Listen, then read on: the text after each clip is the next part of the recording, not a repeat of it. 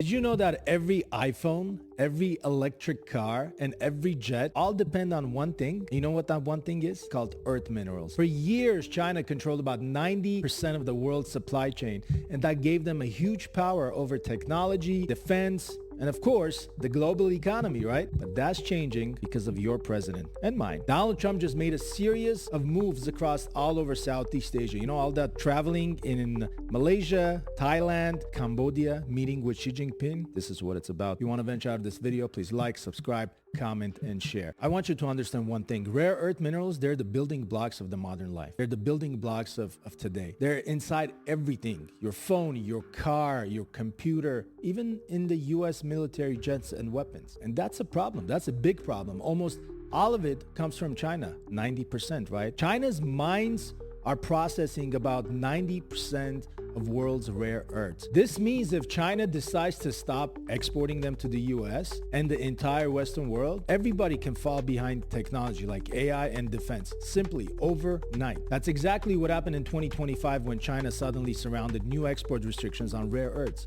In response, you know what we did? You guys remember? Trump threatened with 100% of tariffs and everybody was all crazy about it. But what looked like another trade war was actually the start of something much smarter. Instead of waiting for China to play nice, you know what Trump did? He went straight into China's backyard, Southeast Asia. He went to Malaysia, one of the places. You know what he did? He signed a major mineral deal. For the first time ever, Malaysia agreed not to restrict exports of critical minerals to the US because back then they didn't export any. In Thailand, the US reached a brand new agreement to explore, the process of rare earths, creating an alternative supply chain outside of China. Next up, Cambodia. You know what Trump did? He signed a zero tariff deal.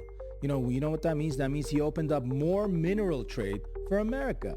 I mean, step by step, slowly, he's building a brand new network outside of China. This network is going to break up China's monopoly and split it, you know where? Into US-friendly countries. You know what's next up? Trump teamed up with Australia, one of America's closest allies in the entire world. But not only are they one of the closest allies to the US, they're also one of the richest countries in the world for rare earth minerals, for rare earth deposits. US and China just signed an $8.5 billion minerals deal. Both nations promised to invest billions in mines and processed minerals, not only in China, but in the US and Australia. You know what Trump even said? He said, in about a year and a half, we're going to have so many critical minerals, we're not going to even know what to do with them. Trump is running America just like he's running a business. And tariffs is a leverage.